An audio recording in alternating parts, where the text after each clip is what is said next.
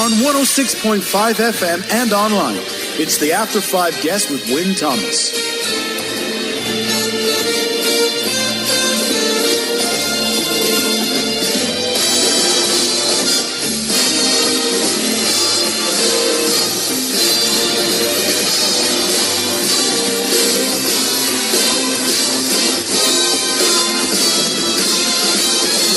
And time now for my After 5 guest on the programme today. It's now about 52 years since the Aberfan disaster, and my After 5 guest today is survivor of that terrible day, and that is Gaynor Madgwick. Gaynor, thanks for being my guest today. Thank you very much for inviting me. It's a day, I suppose, that never leaves you. Every day, obviously, is a constant reminder, and I think the emotional trauma, obviously, is with you is for a lifetime, and I think it will remain till the day I die, because there's so many triggers throughout our lives. You know, when living in Aberfan, the constant battle, the anniversaries, the 50th anniversary was very traumatic for us all, and every anniversary, Christmas, and every day, really, constant reminder.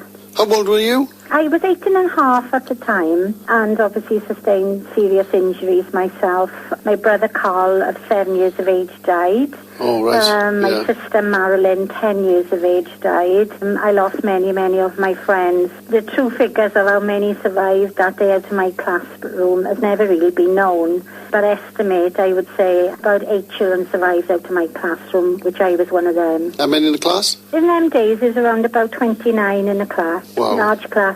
I spent 3 months in hospital, physical injuries, leg and head injuries, and my hand.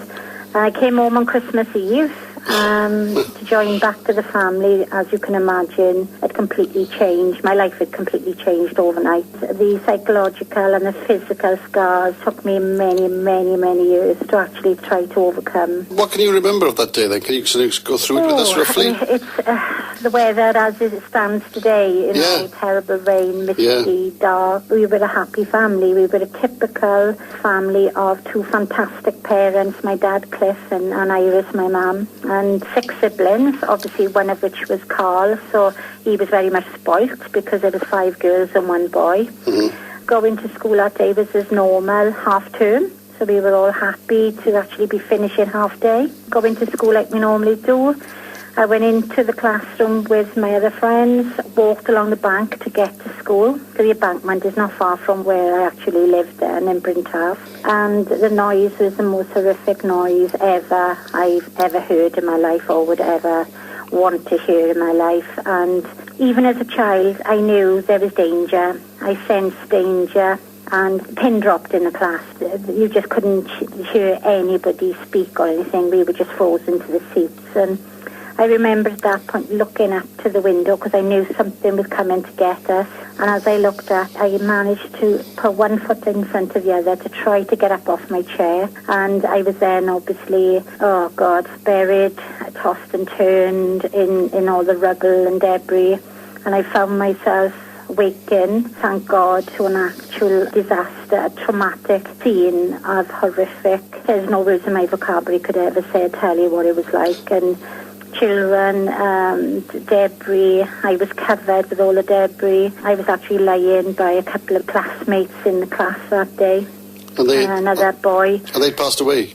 Passed away. Yeah. He had passed away. Even as a child, you know what death is. It's just strange. Terrible. Thing. You know when someone's died. And an old radiator saved you? Yes, the radiator, which was a very, very big radiator, had come off the wall. Obviously, crushed my leg and broke my leg, but it actually saved me from suffocation and obviously any other further harm. And I remained in that position right in the corner of the classroom for, I would say, 45 minutes or more, where, you know, we had to wait for people to come. And the person that was the first one to actually break the window that day, and the first scene I saw was my grandfather Stan, who was on the ash lorry that morning.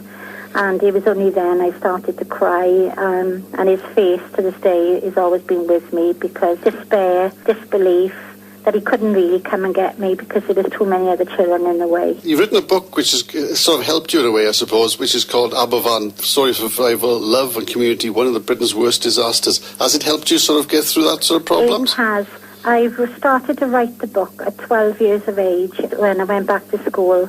No one knew about I was writing this diary. It was a secret in the family. And I wrote a diary and poured my heart out of what I was feeling, what I perceived my family were feeling, and the trauma and experiences that I was going through in a daily battle. It was only when I was 16 I showed my parents, who were horrified to know that I actually was suffering that much. And it was only then that I received counselling at 16 years of age. Mm-hmm. I then wrote the book again at 30 years of age, looking back to where I'd finished off at 16 years of age, and looking at a traumatic event from a child's point of view and an adult's point of view. And then I wrote it again 20 years after, so it was in 3 stages. I wrote it then at the age of obviously 50, and then looking back to where I'd left off 30, and it was published then by Aberfan. Yeah. And I managed to track down then all the people that were on my journey with me to actually look at their perspective of how they perceived me to be throughout all those years. Yeah, people who were rescuers and people who were teachers as well. Teachers who were rescuers, there was the King's Own Border Regiment who were assigned to Aberfan. There was actually a policeman who came, who worked in the mortuary, and he was from Pembroke. I actually went up to speak to Lord Snowdon, who came, obviously, he was the first royal to come, so I wanted to know what his perspective was and how it actually affected him, which it did. A psychiatrist was one of them, so I wanted to look at the post-traumatic stress element. My GP as well. I spoke to my GP on how the effects it had on my family, because obviously he treated my family at the time, and also spoke in depth to my mother and father, questions I have never dared to ask them, and I needed to know before, because I needed closure for the 50th anniversary. Oh. And it says in the book there was 360,000 tonnes of colliery waste hit the school, travelling 30 to 40 mile an hour because it was built on the stream. Yeah, all the debris obviously is such an impact. It was all the chemicals from the pit itself. All right, yeah. It kept being dumping, and the words of my father was, it was like cement. The children didn't have a chance.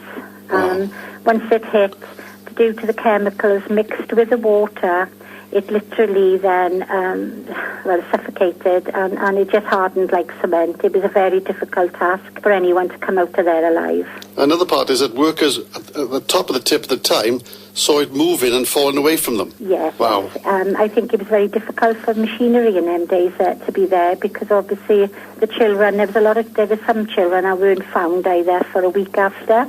Yeah. So, as they were trying to move the machinery, then obviously it was like quicksand. And one of the machines that morning was right on top of the tip, and obviously the charge hand then was told to actually move the crane back from the edge of the tip, because it was thought that the crane was actually making the tip slip away. I see. And by the time then the charge hand had chance to actually tell and inform, obviously, miners from the actual colliery site, then it was much too late. The tip had come down with all that force and obviously killed all those in its path. But before it hit Pontras School and all those and the houses, it had gone through through dips and channels and all this sort of thing before it actually got to you, didn't it? So there was so much stuff, it actually filled those channels as well, didn't it? It did, yeah. There was a farm as well in its path. The actual tip demolished the farm.